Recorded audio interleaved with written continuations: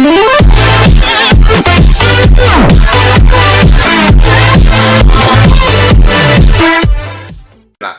আদর্শবান সন্তান হোক, সম্পদ হোক বা না হোক, এই মা বাপ এখন পাওয়া যায় না। কিছু অনাচার আমাদের সমাজকে গ্রাস করে ফেলেছে। আমরা ছোটবেলায়ও দেখেছি, এই যে দোকানে দোকানে, বাজারে বাজারে যে টেলিভিশন দেখার জন্য মানুষ ভিড় করতো, হুমড়ি খেয়ে পড়তো, এবং বিভিন্ন রকমের ফিল্ম, আপনার তখনকার আমলের আলিফ লায়লা, এটা সেটা, টিপু সুলতান, এসব দেখতো মানুষ। আমাদের শৈশবের কথা মনে আছে। এগুলাও দেখে টেকে মানুষ সর্বোচ্চ 9টা 10টার মধ্যে শুয়ে পড়তো।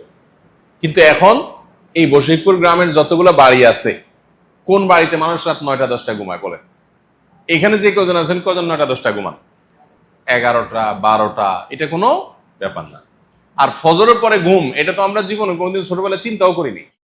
মা চাচিরা ফজরের পরে ঘর দুয়ার ঝাড়ু দেওয়া শুরু হয়ে গেছে, উঠান ঝাড়ু দেওয়া শুরু হয়ে গেছে, আর পুরুষরা কাজে কামে চলে গেছে, পোলাপান পড়ালেখা চলে গেছে, মক্তবে মাদ্রাসা স্কুলে চলে গেছে। আমরা এখানে ওলামায়ে কেরাম আছি, আমরা নিজেরা কতটা আমল করি আমি জানি না।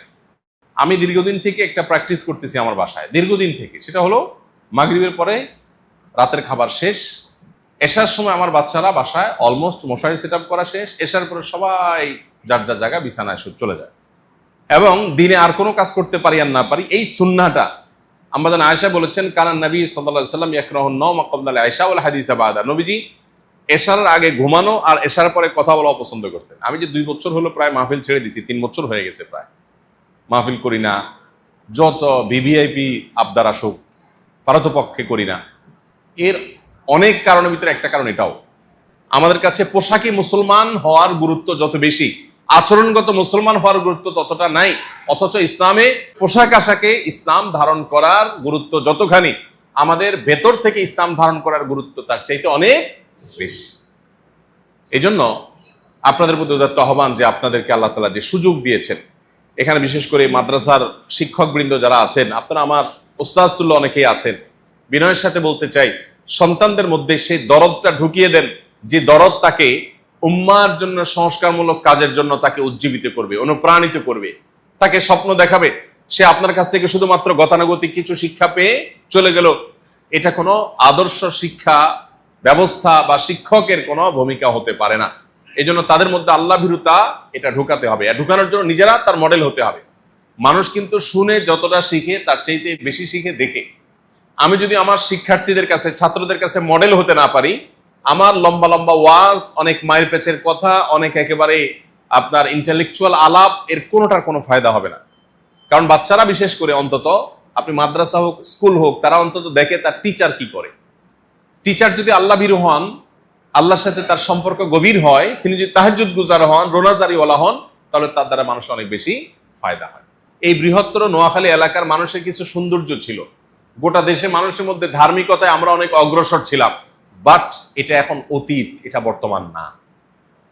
আমাদের পূর্বসূরি যারা ছিলেন, এই বশিকপুরে যে সমস্ত আলেমরা ছিলেন, মাওলানা শফিক সাহেব ছিলেন, মাওলানা আব্দুল গনি সাহেব ছিলেন, সুলতান মাওলানা ছিলেন, যে সমস্ত ওলামায়ে কেরাম, আব্দুল্লাহ সাহেব ছিলেন, যারাই ছিলেন, এই যে মাওলানা আব্দুল জব্বার সাহেব রহমতুল্লাহ আলাইহি কামিয়াসার প্রতিষ্ঠাতা উনি ছিলেন, আরো যে সমস্ত ওলামায়ে কেরাম ছিলেন, ওনারা তো আল্লাহর কাছে পেশ করার মতো জিনিস রেখে চলে গেছেন। ওনারা এমন গ্রাম উপহার দিয়ে গেছেন, যে গ্রামে আমার আব্বাজান রহমতুল্লাহ আলাইহির কাছে শুনেছি যে শফিক মালান সাহেব যখন রাস্তা দিয়ে হাঁটতেন, তো ওনাকে কেউ তো সালাম দিতে পারতো না। আব্বা বলছেন যে আমরা জঙ্গল ঝোপের মধ্যে, গাছের মধ্যে লুকায় থাকতাম ওনাকে আগে সালাম দেওয়ার জন্য, লাভ দিয়ে সামনে যা সালাম দেওয়ার চেষ্টা করতাম, কিন্তু তারপরও পারতাম না ওনার সাথে। আপনারা অনেকে আমার চেয়ে আরো ভালো জানেন। তো সেই এলাকাতে এখন আমাদের বাচ্চা কাচ্চার অবস্থা কি? মোবাইল ফোন আমাদেরকে ধ্বংস করে ফেলছে, টেলিভিশন আমাদেরকে শেষ করে ফেলছে। আমাদের টাকা পয়সা এখন অনেক বেশি হয়েছে, আগে তো টাকা পয়সা ছিল না, প্রত্যেক ঘরে ঘরে প্রবাসী, টাকার অভাব নেই মানুষের। এখন আমাদের দিন ধ্বংস হয়ে গেছে, আমাদের ভেতর শেষ হয়ে গেছে। ওই যে কয়দিন আগে যে ভদ্র মহিলা, যে বৃদ্ধা মা, তিনি বাসায় ঢাকা শহরে ফ্ল্যাট বাড়িতে মরে পচে গলেছিলেন, সন্তানরা সব প্রতিষ্ঠিত সরকারি অফিসার এবং বিভিন্ন পর্যায়ে উপরস্থ কর্মকর্তা। এই অবস্থায় এই ভদ্র মহিলার যে করুণ পরিণতি, এটা সুস্পষ্টভাবে চোখে আঙ্গুল দিয়ে আমাদেরকে দেখিয়ে দিয়েছে যে সমাজে কোথায় পচনটা ধরেছে। আমরা ক্যারিয়ারিস্টিক হয়ে গেছি, আমরা জাগতিক উন্নতির জন্য পাগল পড়া হয়ে গেছে, আমাদের আদর্শ শেষ হয়ে গেছে। এই জন্য ইমামদের ভূমিকা হবে গুরুত্বপূর্ণ। তারা মানুষকে নীতি নৈতিকতার সবক দিবে, গাইড করবে, কিন্তু তার আগে নিজেদের মধ্যে সেটা থাকতে হবে। আদর্শ নিজের মধ্যে থাকতে হবে, আল্লাহ বিরুদ্ধে নিজের মধ্যে থাকতে হবে। বিশেষ যারা টিচার আছেন ছাত্রদের মধ্যে সেই জিনিসটা আপনারা বিভিন্নভাবে প্রচার করতে পারেন, প্রতিষ্ঠা করতে পারেন। অনেক মাদ্রাসার ছাত্র আছে, তাদেরকে দেখলে বোঝা যায় না যে তারা কোনো দাওয়ার মেজাজ, দাওয়ার মানসিকতা নিয়ে আসছে।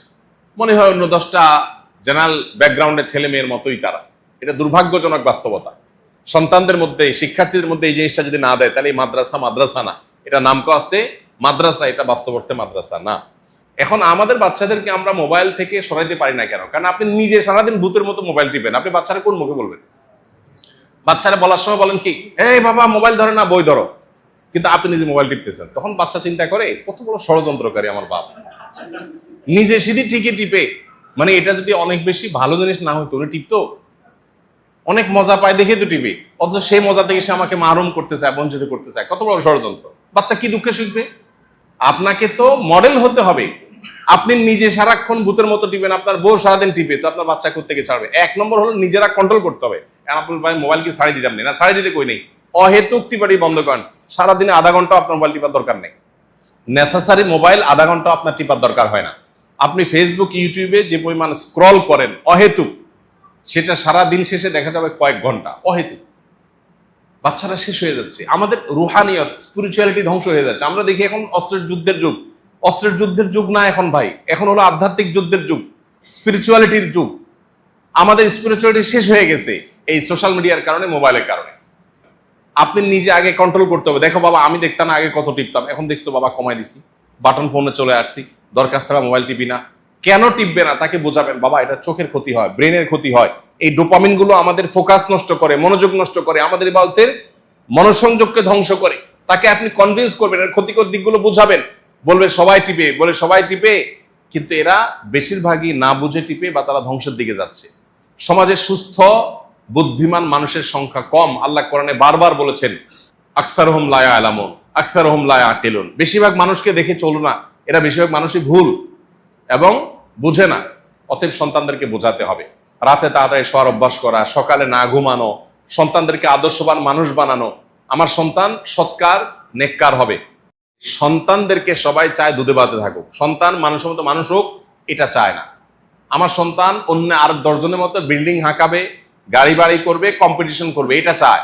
আমার সন্তান আল্লাহওয়ালা হবে, চুরি চোরামি করবে না, সরকারি চাকরি করলে ঘুষ খাবে না, দুর্নীতি করবে না, আর মানুষের ক্ষতি করবে না। এই আদর্শবান সন্তান হোক, সম্পদ হোক বা না হোক, এই মা বাপ এখন পাওয়া যায় না। কুরফিদির সময় বলে হ্যাঁ আমি জি হুজুর জি হুজুর, কিন্তু আসলে দিন শেষে দরকার কি? টাকা। পোলারে আমরা বিদেশে গেলে প্রবাসীরা আমাদেরকে ধরে, আমাদেরকে ওয়াজ করে লাভ না হুজুর, আব্বা ঘরে ওয়াজ করেন গ্রামে যাই কেন? ব্যবসা ছাড়া তোর কারণে না, 2 নম্বরই কাম করা লাগে কেন? তোর লগে একসাথে বিদেশে আইছে, হেতে এতাকান বিল্ডিং করিয়া লাইছে, তুই কিচ্ছু। এখন হেতে চুরি করি করছে, এটা যদি বলি তুই কব তো তুই কিছু করতে হারস না গেলে। এই রোগটা আছে না নাই? আর একটা বদ জিনিস হচ্ছে জমি জমা চাষ করা নাই। আমাদের এলাকাতে জমি জমার কোনো চাষ করতে আমি দেখি না। যদি কোনো কালে কোনো যুদ্ধ বাঁধে, যুদ্ধ বাঁধলে তো খানার অভাব হয়, দুর্ভিক্ষ হয়, এই এলাকার মানুষ না খায় সব সাফ হয়ে যাবে। কারণ তখন বস্তা ভরা টাকা থাকবে, কিন্তু খেতে ফসল থাকবে না। এখন পোলাফাইন বিদেশ কয় আব্বা কীর্তেন কাজ করবেন, আপনি বই থাকলে ভালো না খারাপ?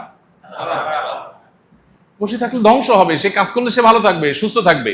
আমাদের ক্ষেতগুলো সব ধ্বংস করে ফেলছি আমরা, চাষ করে না, পড়ে থাকে। কারণ চাষ করলে মনে করি লস। আরে আমি মাটির সংস্রবে থাকলে আমার স্বাস্থ্যের জন্য তো ভালো। তো আমরা যদি এই সমস্ত টপিকগুলোতে মানুষকে সচেতন করি, চাষাবাদের ফজিলত নিয়ে আপনি একদিন জুমায় আলোচনা করেন, সুবহানাল্লাহ। ঢাকা একটা সেমিনারে, কৃষি বিষয়ে একটা সেমিনারে আমাদের এক ভাই একটা প্রবন্ধ উপস্থাপন করলেন, আমি নিজে অবাক হয়ে গেছি। কোরআন এবং হাদিস থেকে তিনি যে পরিমাণ আয়াত কোট করলেন, কয়েক ডজন আয়াত কোট করলেন, এত প্রাসঙ্গিক যে আমাদের আজকে পৃথিবীতে কারো কাছে যাওয়া দরকার না, কোরআন হাদিস দেখলে যথেষ্ট। এই জন্য সমাজের মানুষের একদম প্রয়োজন অনুযায়ী আমাদেরকে দাওয়া দিতে হবে। আল্লাহ আমাদেরকে তৌফিক দান করুন, এবং ঐক্যবদ্ধ থাকতে হবে, মিলেমিশে থাকতে হবে। একটা মডেল এবং আদর্শ আমাদেরকে উপস্থাপন করতে হবে। রাজনৈতিক অস্থিরতা যতই হোক, দ্বীনি এবং ধর্মীয় জায়গায় আমাদের মধ্যে, আলেমদের মধ্যে ঐক্যের কোনো ফাটল যেন না হয়, এবং আমাদের নিজেদের চিন্তা অন্যের উপরে চাপাবো না। ভিন্ন মতের মানুষদেরকে আমরা শ্রদ্ধা করি।